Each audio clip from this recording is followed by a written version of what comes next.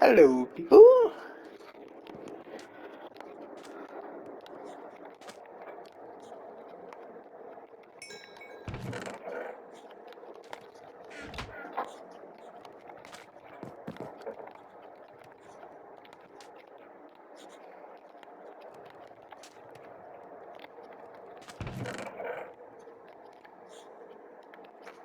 Okay.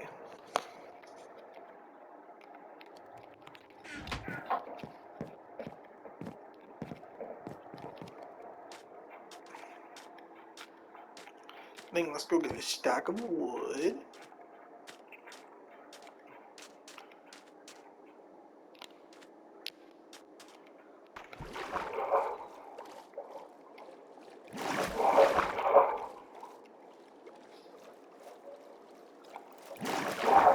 Dolphin.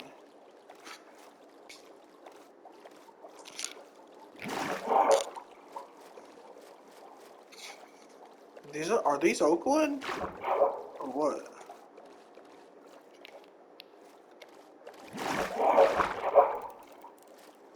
No, these are jungle. Damn, am I really surrounded by jungle? Oh, there's some Oakwood here. But it's mostly jungle.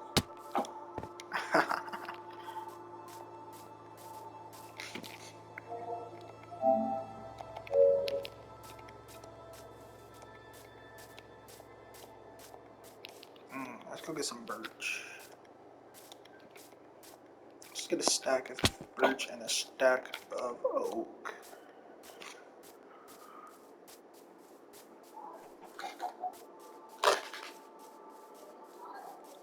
Transfer is single-threaded. Now there is a multi-threaded version called RoboCopy. We're going to wait till we move to 100 gigabit to try that for you guys. This is reading from the server, which is about 4.5 gigabytes a second. But let's go the other way, 2.7 gigabytes a second. It's flipping nuts. Oh no, we dipped. We were at 2.3 gigabytes a second. Oh, this is pleb. This is pleb tier now. I'm freaking real. And get this. If we run Crystal Disk Mark over the network, it's multi-thread. Not a little. Let's do this much. Okay, here we go. Oh, actually, this is really cool. So I'm going to show you this. Now, normally, when you're doing this kind of like crazy amount of data movement, your CPU usage light up. Like here we are doing 1.1 gigabytes a second, and it's barely freaking touching it. It's right to the server now here. Give it a sec. 2.8 gigabytes a second. Even more mysterious, though, is the fact that we're running Crystal Disk Mark here, and our networking goes basically nothing. That is because this transfer actually bypasses the traditional TCP and UDP network stacks, which Windows Task Manager monitors. Oh, I thought I had 2 axes extra. RDNA is even working is in a different application called Resource Monitor. 2.2 gigabytes per second. There it is. Oh, these are not the gigabytes, actually. Bytes per second. Are the gigabytes? Yeah. Okay. And then Meltdown. There it is. 3 gigabytes per second. Where's my other 100 gig card? Is this it? Yeah. PCI. This one. That's okay. Should still work fine. Yeah. 100 gigabit time. Crystal Disk Mark.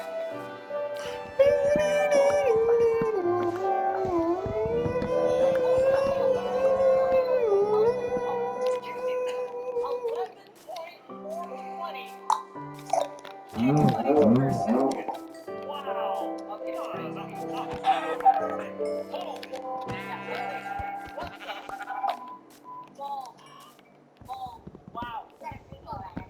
Now let's try RoboCop, which is command line only, in spite of the fact that it's been around forever. That's okay, you can get goodies for it. This one's called Cho Easy Copy. Easy with the steps. I love these developers. You guys are hilarious. For comparison, though, naturally we should run a regular Windows file copy first. So, just shy of 2 gigabytes per second copying from our local machine to the server. That's well shy of 100 gigabit. Like, dang, it's not like it's slow. Now let's go the other way from our local machine to from the server to No mine. Now we're down to 2 gigabytes per second. Enough of that. Let's bring out the big guns. Choice and copy. Making sure it's running with multi-threading on. Yes. And go. I am expecting some big boy number 6. Wow, that just did get 6 gigabytes a second. Just 4 now. Holy crap. We've already transferred 51 gigabytes. What is even happening here? What is even going on? We've transferred 100 gigabytes. 100 gigabytes, it's done.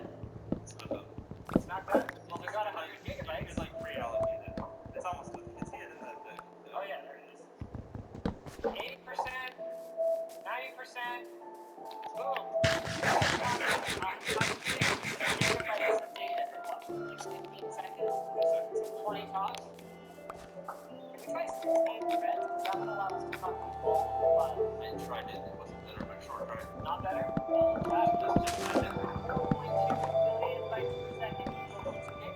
Okay, so yeah, region better. But better than Windows file transfer. Definitely a lot better than Windows file transfer. And if we were on Linux, we probably could see full 100 gigabits. So about, what would that work out to? About 12.5 gigabytes a second? Yeah, something like that. And these stations are going to be like real snappy. Now we're going to go get a copy from this machine to the server and see what we're looking at here. 14 gigabytes a second. What? No, wait, yeah, okay. It's just that was the index. Okay, yeah, about 2.7 gigabytes a second. So definitely limited somewhat. At least our CPU usage is basically nothing, which is great news for me, because it means we don't have to go buy a bunch of 32 or 64 core threads for the workstations. 24 is going to be behind those five. Inbound light Wow. is actually only about 250 megabytes per second, running at full resolution, using about 66% CPU. This is red 8K footage, running at full res in Adobe Premiere, which is ridiculous. You would never do that. Wow, the timeline is super responsive. Wow, that's not too shabby. Wow. What we're looking at now is a mix of 8K and 12K B-RAW footage. Okay, so that's well in excess of 1 gigabyte per second. Of course, it doesn't show up here, but for CPU, even at 1/4 res, this thing is charging. So let's go ahead and scrub around on that timeline. Holy crap. Okay, we peaked at 3 gigabytes a second. That's not bad. Realistically, what we're after with this is not necessarily more throughput to this workstations, it's more about latency, because what happens is we have any kind of latency spike on the server side, not just one, but all of the workstations are liable to crash at the same time. And Linux server was good for a long time with our 10 gigabit RJ45 connection. The problem is that we had so many more editors that we're starting to run into trouble again. So this is hopefully the last solution that will lead to that problem. But realistically, what's in your online security? Adding a VPN lets you mask your IP and extract traffic and from your devices. And private internet access has reliable service with thousands of servers in thousands of countries. They offer no bandwidth caps. Configure.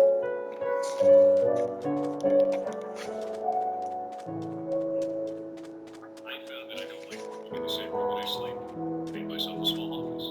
I made sure that before I had an office, I would take my laptop and I would sit somewhere in the room that was only for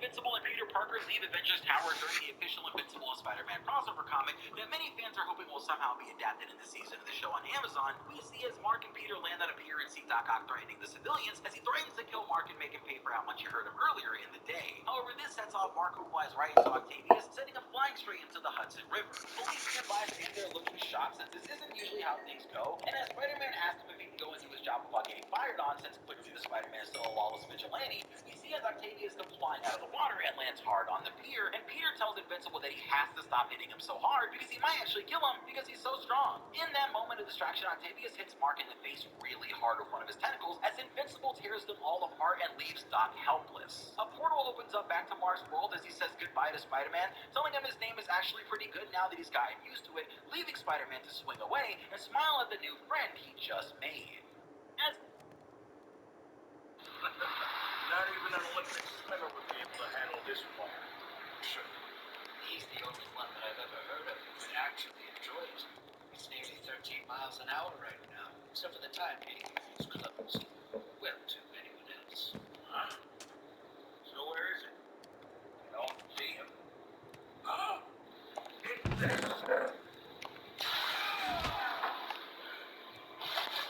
How long has he been doing this? Approximately 1 hour. Now? That current? And he hasn't surfaced once. He's doing the butterfly. Maybe a tuna. Less of a tuna and more of an orca, perhaps.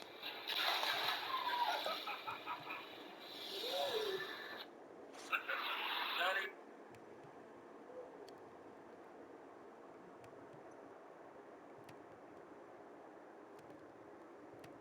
Exquisite decorum. But the problem is that it was built back in the 90s when smart meant a mechanical sprinkler timer and hardwired intercom. Marco! Oh! That ain't gonna cut it for me.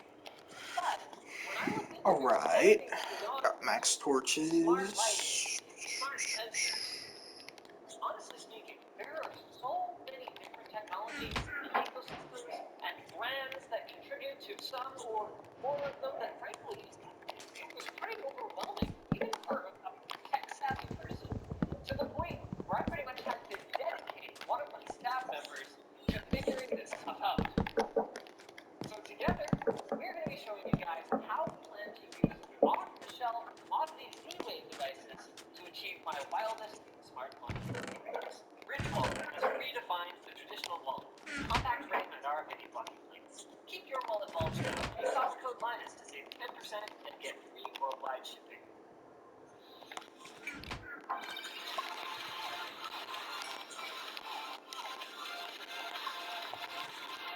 Before you begin your smart home journey, you've got to figure out what exactly you want to automate or smartify. From there, you'll need to do research Perfect. on products that can achieve your goals. For instance, if you want to install smart Hold on, do I have enough for a bucket? you can have your lights turn off in your house. Cause that'd actually be There's like, going to be a lot of options, with a key differentiating factor being their communication standard, or what they use to talk to each other and I do. now, currently, the entire smart home market is in a bit of a confusing state due to a standard called Matter. It's a project that's backed by some of the biggest companies in the world with the intention of standardizing the communication between smart homes.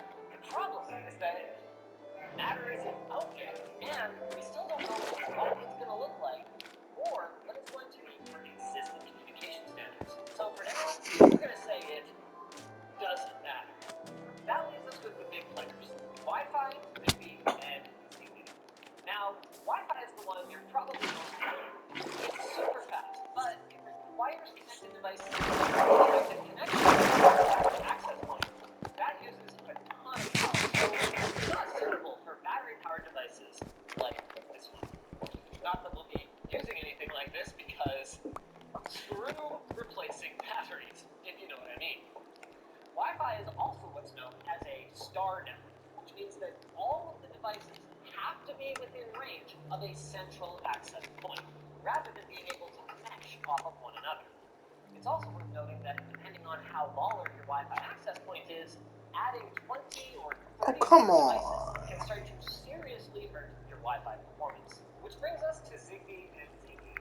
These are both mesh-style networks, meaning that devices within the network can mesh between each other, low-energy radio waves, rather than requiring all of the devices to connect to that central hub.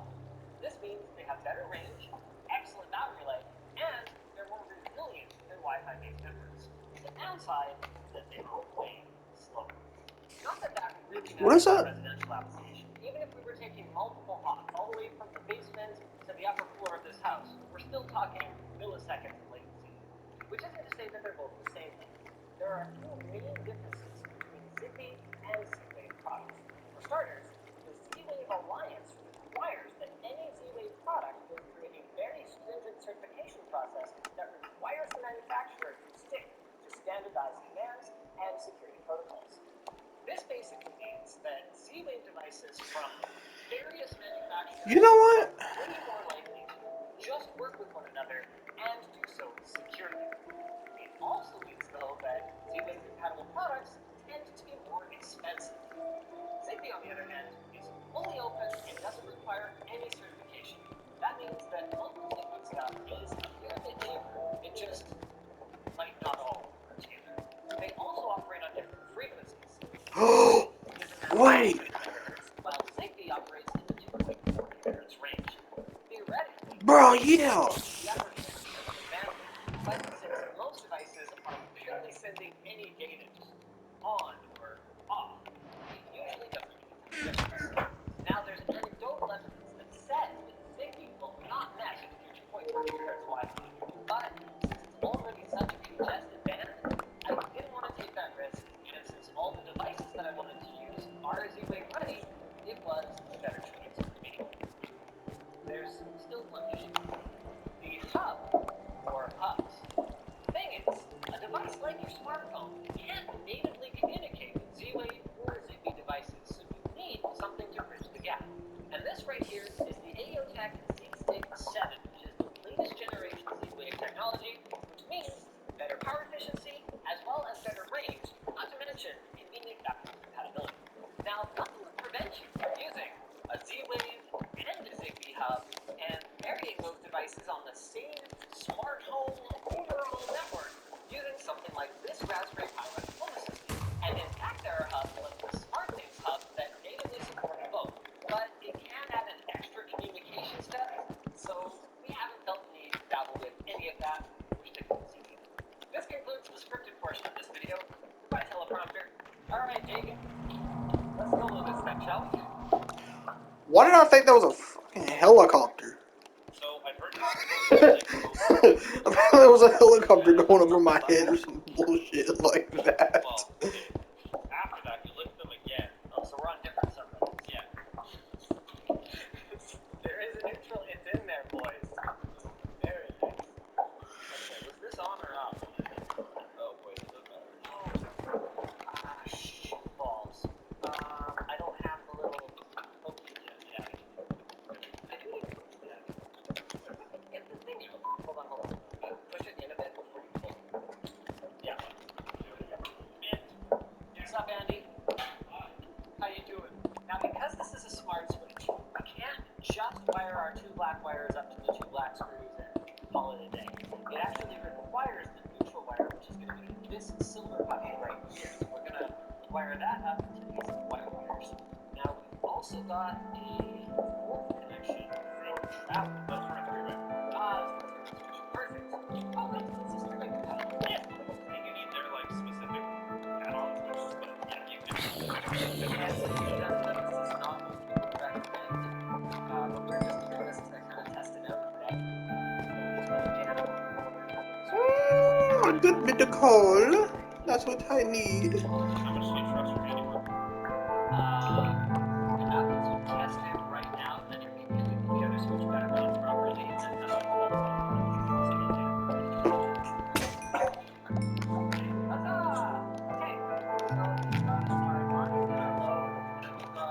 Come here, Callie. Come here, baby girl.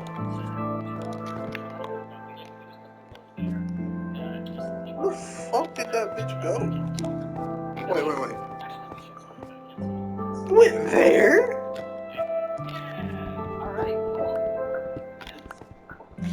me turn this down. Stop it. Another cool way we can check the power is putting shout out to Float. We use this setting on their computer. Check this out. What do you want? A tutorial or something? I want to see how we pop up the system.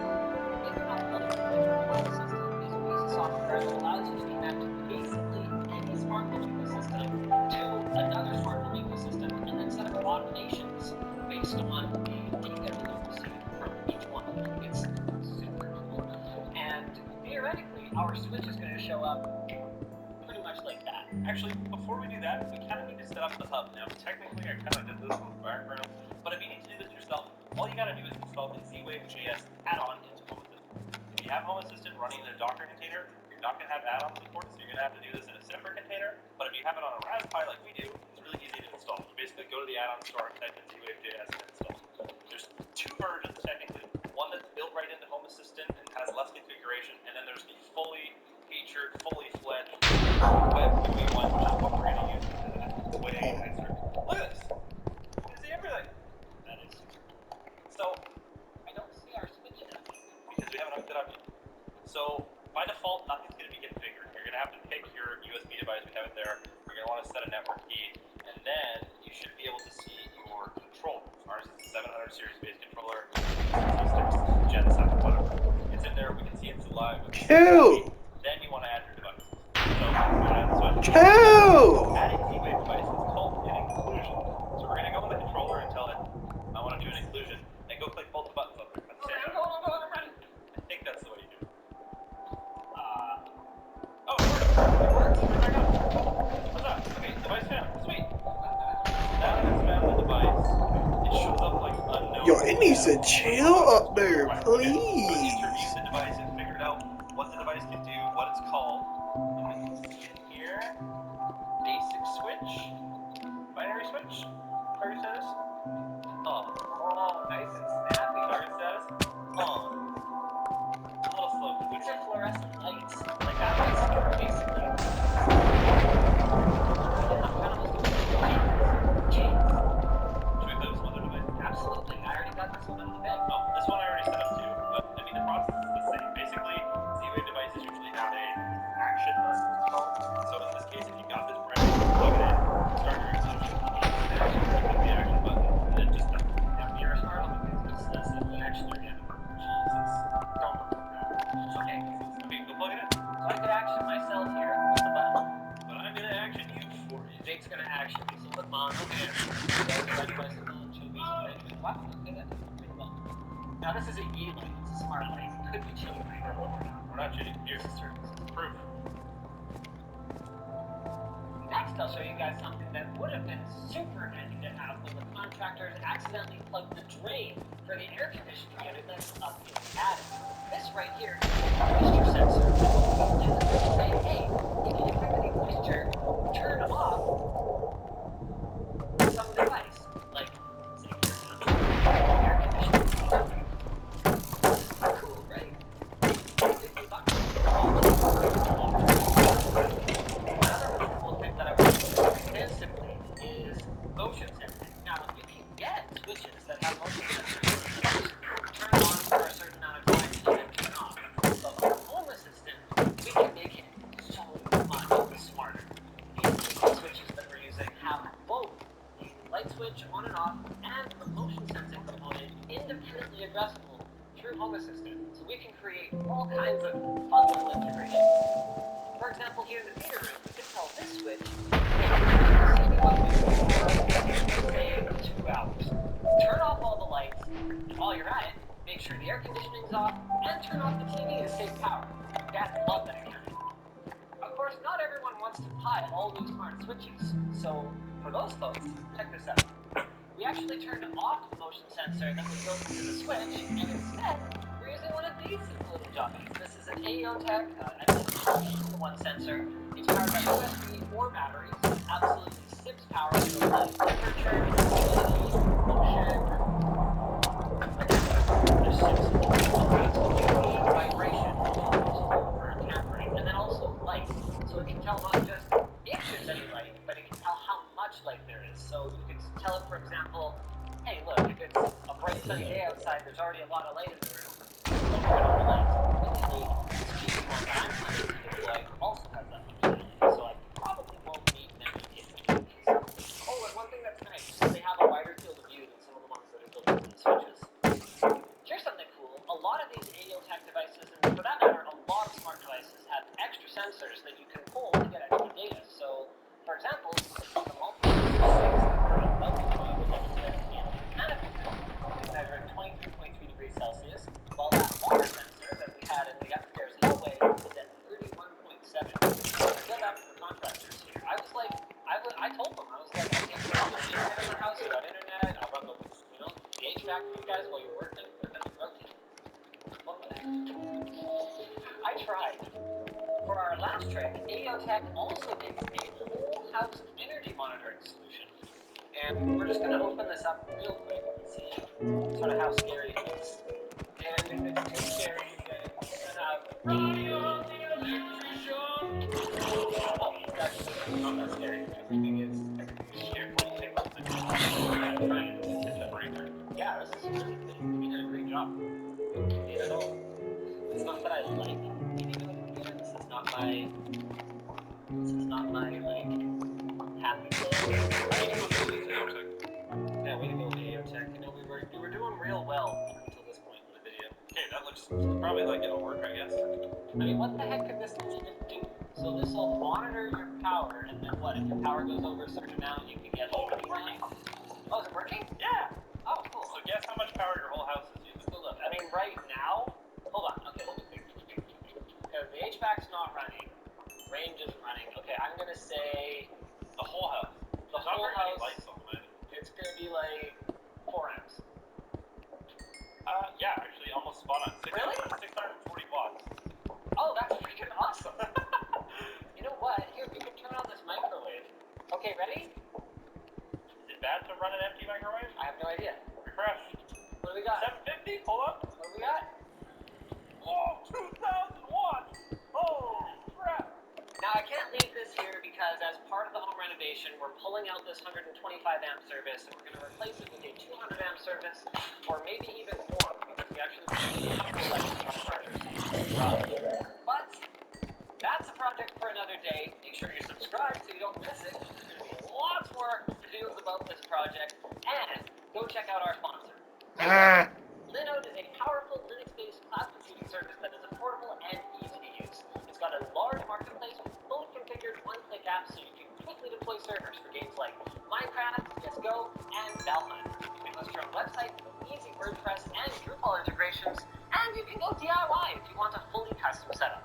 They've got affordable pricing with no hidden fees that try to sneak onto your monthly bill, and they have servers all over the world. The best thing is that Linode has 100%.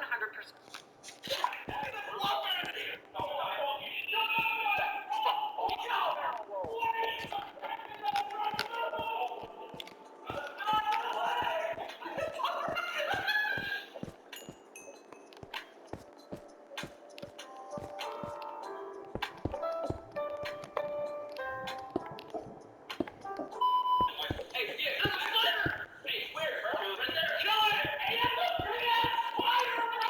Stay off here! Get closer, get closer! Now shoot him!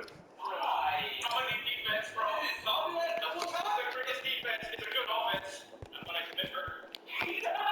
Big ass spider, bro! Hey, we're losing to Adam, my guy! Damn. Okay. Did you just block that motherfucker? What is happening? Damn! Yeah, I'm pretty good this game. You laid that guy out? I sure fucking did. Drew is going. I splintered. He's back up. There's a zombie here, guys, that you gotta bring. I'll fucking kill him. Go for it. Hey! Yes! Where are we going? I don't know how to navigate. I don't know why y'all follow me. Yes, let me ride with you. Wait, It's still going? Dang. Guys. Yeah. Pick me up.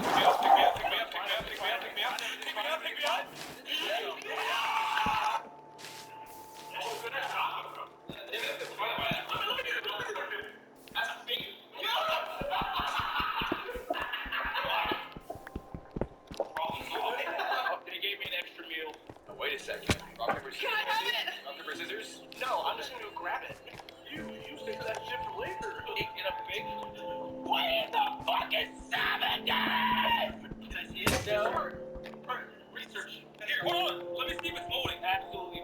going to split it. Who says I'm giving? Why did you didn't get it in the extra meal? You did it among yourselves. Shenanigans. No shot, shenanigans. What is this? This is clay? That's actually clay? I didn't know that. Oh, wait a second. To the door. Okay, no, it wasn't floating.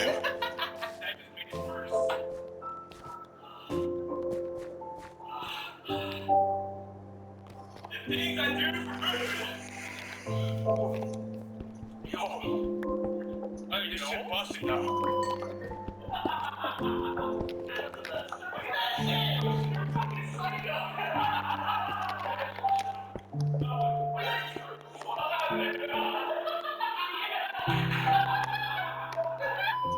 Professor, it sounds like people are dying around me, but if I don't look at them, it's fine.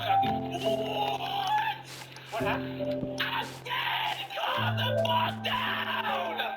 Sounds like everything's going well for you, Chrissy. I'm out of here. Can you say happy birthday to my friend Barry? Yo, happy birthday, Barry. Hope it's good. Yo, like Barry, like it.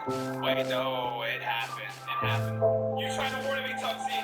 What is it? Bury my nuts in your mouth? Is it bury my nuts in your mouth? Tell me, dude. It's fucking over. He said it, Joy. He did. Buried this dick in you. Oh my god. I'm trying to get the joke on Chrissy and Pezzy, but how do I deliver this joke to where they fall for it? Watch. Hey, yo, happy birthday, Barry. Happy birthday, Barry. Happy birthday, Barry. Hey, yo, bury this dick in your mouth! Ow! High five me. Hey, Pezzy, we got set up, bro. I hate everything. I hate that. Who's it? Glory. Approaching. Surrender. Yeah, you can tell this is some healthy honey mustard road crush. Well, let's see. The taste test? Survey says?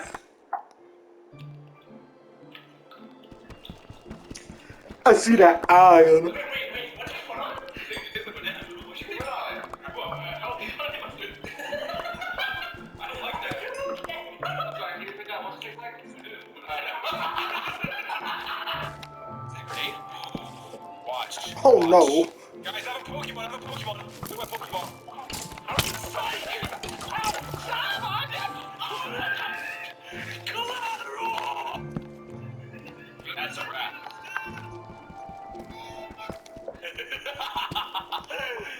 Kill it! Oh my god, dude. That thing's off life support. Let's be honest. How many people? Oh, yeah. Don't worry about it. Don't worry about it. We're gonna rock all this shit. Oh, shit just got rocked at the moment. My god. Ugh. Feeling is good. It is, right? But you want to rush up my pinky the PM to You love baby wow. What is emo? It's like a fucking emo. It's like a fucking goblin. Like precious. I wanna go here. Is this Rust? What the fuck? Modern Warfare? Yo, what it do? Hey, yo, let's swear. Bitch. Hey, you're safe? Come down. Hey, yo, you good? Homie looks like he's fighting his own demons already. I'll let him slide. Okay, yeah. You good? Yo, oh. This game's too fucking easy. Bro! Dude, I want a frog. Yo, keep quiet. Oh shit, we gotta get it. Actually, yo, facts. I done put no fucking moisturizer on this. Yo, I lube my stuff up every day. Lube. Oh, shit. What happened?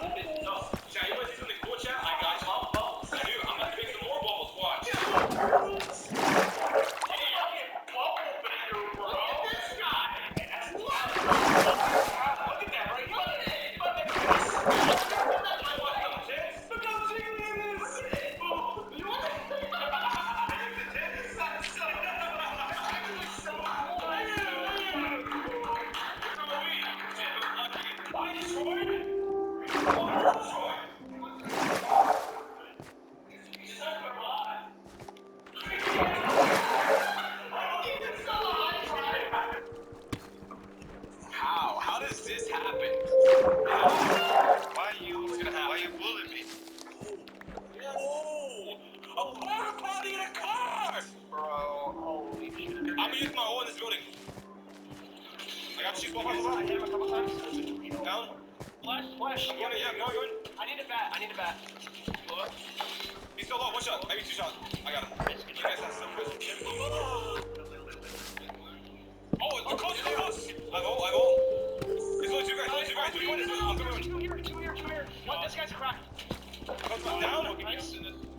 I can self-res. I'm gonna self-res. Flash down. Okay, chat. We're popping off. Where is she? I have a heartbeat. There's a pink one. She's right below here. She's right here. Phone. Yep. Hello. What we got? You're so cool, bro. What the fuck? Why you bullying me? Wait for him. Why you bullying me? Damn, dude.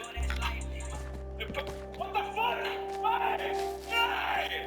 Magma. Chat, I'm gonna bait the fuck out of them. I'm gonna let them, take everything. I'm gonna be the camera guy, okay?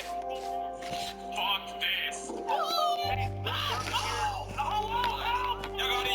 got him. Oh, wait, comes in this room, right?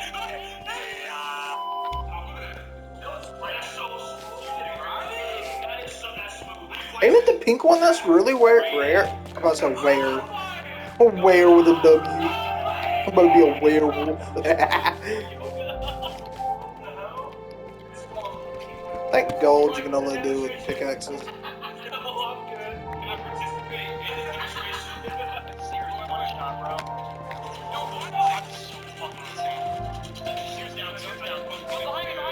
Yeah, my character is fucking. Yo, what's up, bro? Get off the ledge! You're getting shot! I'm over it. Look at this tree. I want this tree to go my ass. Wait, whoa, what did I just. What the fuck just happened? This is very bad. How does one draw this? Wow. Good shit! Bro, Chad. Hey, let me refresh my memory, okay? Just a little bit.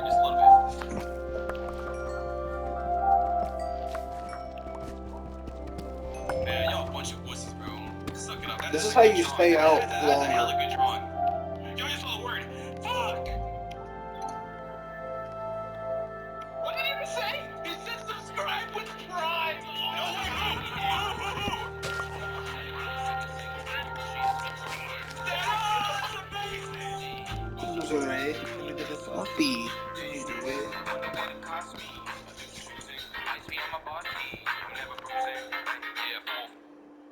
What I get a snap for?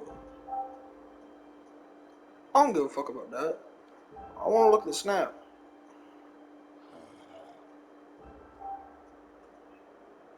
That was ass.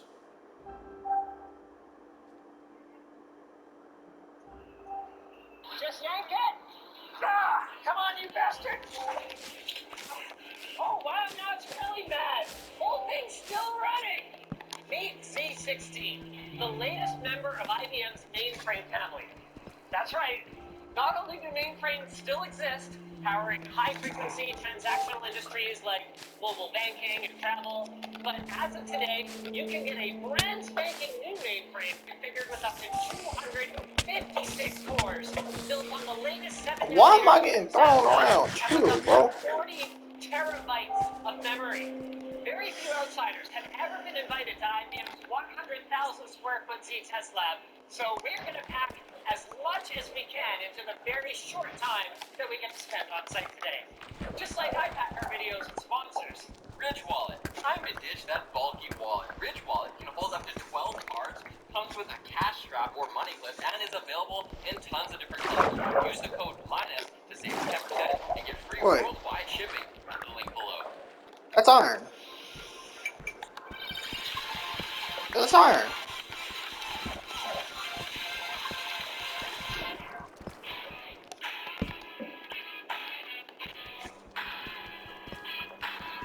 The core pillar of Z is right in the name. It's short for zero, like zero downtime. And their target is 7/9 of reliability, or about 3 seconds of downtime a year on average. And to achieve that, it takes an architecture that's built from the ground up for resiliency. Now, out of the hundreds of Z systems that they're beating the heck out of here in the lab, there's just one Next Gen Z16, and they got all gussied up for us with the fancy covers and everything, only for us to immediately ignore them and start digging around in its guts. Starting at the bottom, I initially assumed that these heavy black chunguses here were cooling lines, but as it turns out, P16 does not support being plugged into a building-wide cooling system. Instead, they opted for a self-contained system where every rack that has a compute floor gets this pump and radiator unit down here at the bottom. If you look closely, you can actually see the two redundant cooling pumps. That's in case one fails. There's actually also an empty spot where it looks like one of the pumps is missing. That's because in the validation phase, we weren't sure if these pumps were going to be... Well then. So the plan is to just put 3 of them in there, just in case. I don't mind if I do. Routed through the 3 Ooh. all underneath us, covering the entire test facility. And Please. is capable of carrying 60 amps of 5? enable 3-phase power on this particular config. Power that needs to be distributed. That's where these come in. Each of these Wait, why am I using my pickaxe? or PDUs down the side here are meant to be fed from a separate breaker in the event of a power loss. And basically, you can think of these as the enterprise-grade equivalent of a power strip. So using the onboard Ethernet port, a technician can monitor power usage, turn off particular plugs for maintenance, or even update the firmware. Does your power strip have upgradable firmware? No? Gross. Next up, things get really spicy. Each C16 system can be configured with up to 4 of these compute drawers, and each compute drawer contains up to 4 of their new Telum chips. These things are really cool. Let's go take a closer look. Fuck out of here. What a monster! One. Telum is a chip 2. design. You can actually 3. see the 2 separate 4. dies here. There's not support 5. for DDR4, 6. 16 and 64 lanes of PCI Express per socket, Oh. which is 8. Okay. That tells only a fraction of the story. While a consumer x86 CPU might contain dedicated hardware for... I think that's enough diamonds. I'm just gonna get Fortune 30 now. Telum brings some very different specializations to the table. Each Oh. one of these cores, so there's 8 per die, has a co-processor hiccups. to accelerate storage, crypto, and IBM's own compression algorithm. Then, each die gets its own GZIP compression accelerator. Oh, I see you. This is one of their biggest announcements, an AI accelerator. The reason for bringing that on die was that customers like financial institutions have these complex machine learning models that they built for example, fraud detection.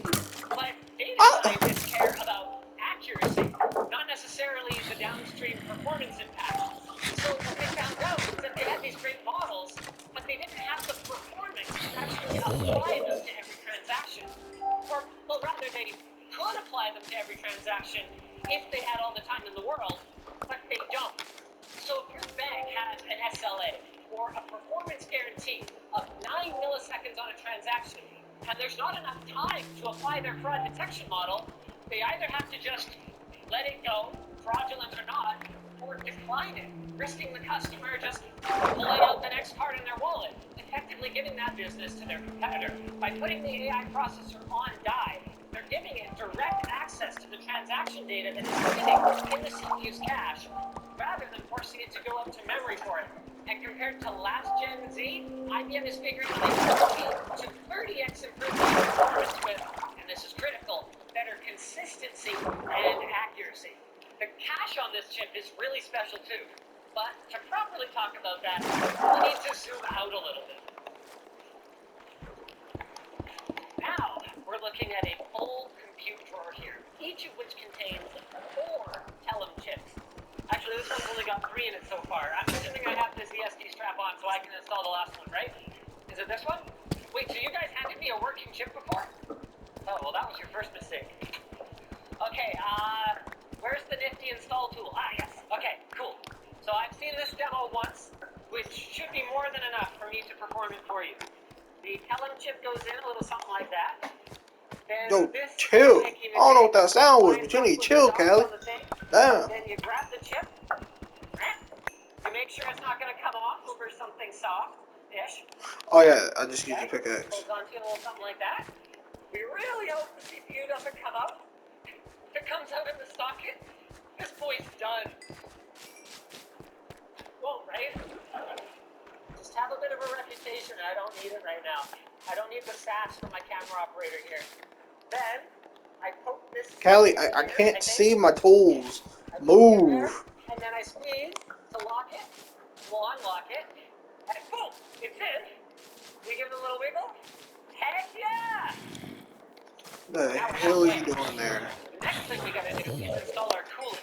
And this is super cool. Come on. One of the first questions I asked Callie, I need you to move. this compute drawer was, what the heck kind of thermal You're in the conduct is middle that? of the screen, my guy. Gut feeling was that it Ooh, looked like alright. some kind of liquid metal. Like, I mean, it's not like it's not being used in Oh, the door's closed. That's why you're on my TV screen. Alright, alright, alright.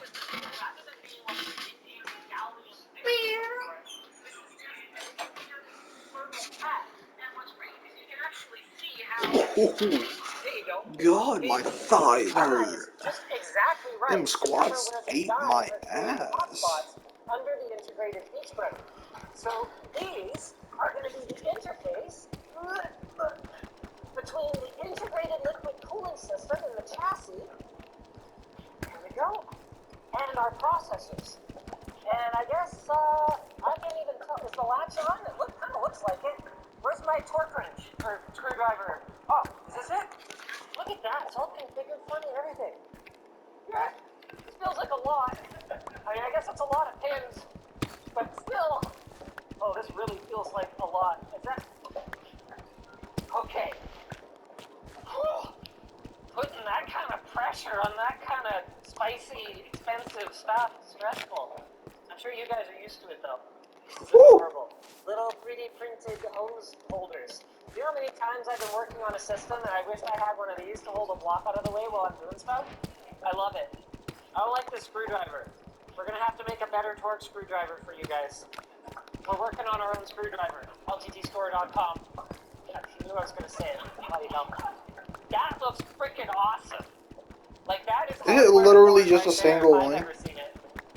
This 4 CPU Oh, so- gives us a total of 64 cores in this drawer and a whopping 256 PCI Express Gen 4 lanes. Like you might have noticed, the motherboard that they're installed on is really unusual looking. Where are the memory I'm so slots? glad. Where are the VRMs? Let's answer the second one first. This is called a pull card, or a point of load card. They haven't shown me how to take it out, but I'm sure I can figure it out. Ah, yes, there we go. These are super cool. These take the bulk 12-volt I think power that it's comes from the power 2? supplies over on the end here, and step it down to the approximately 1 volt that we need. Yeah, 2 for of the these, CPUs 1 and of these. the DRAM modules. And the craziest thing about these is that they've got 14 power phases each, and they can be dynamically assigned depending on where they are needed, with 2 of them actually being completely redundant. So these 3 do all of the work, and these 2, including one of the ones that I took out, are doing absolutely nothing unless something fails. I love seeing that old school IBM-ass logo on like cutting edge. Total combined output not to exceed 660 amps. Okay, I'll be sure not to. Now they get some additional help from, yeah, here they are. Come on out, little buddy. There we go.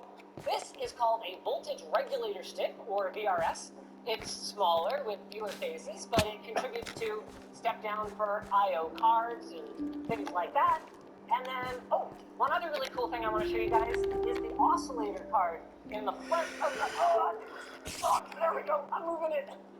In the front of the PC drawer here. We talked in more detail about what cards like this do in our time card video, but essentially they take an external signal and ensure that all the machines within a data center are running at exactly the same time to avoid wasting clock cycles and operate more efficiently. Now let's move on to memory.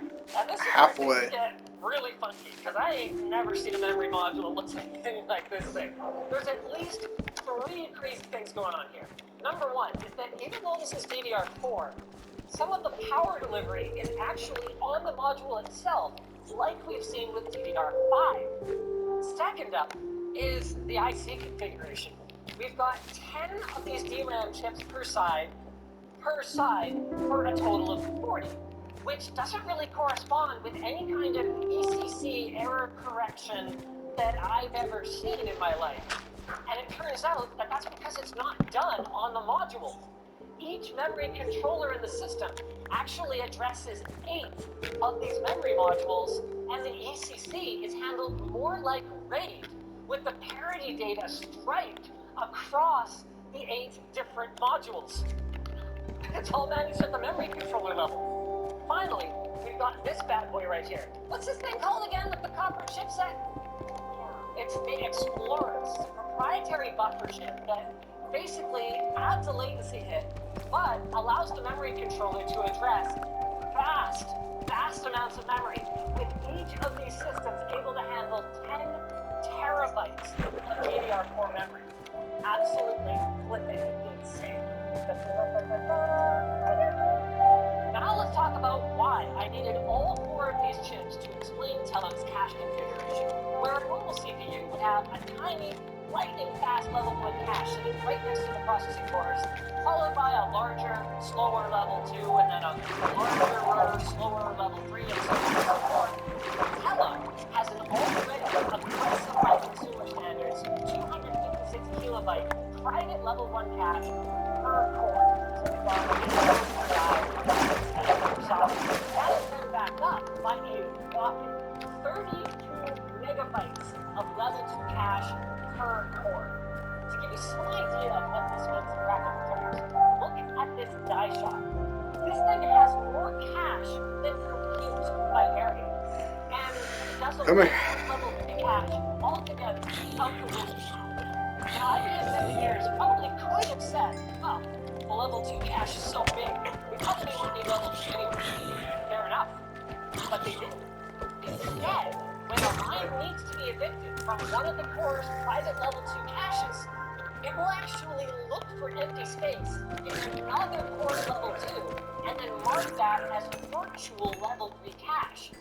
Now, for that core to then fetch it from another core's cache, does add latency compared to if it had been in its own level 2 right next to the core, but that would be true of a shared level 3 cache anyway.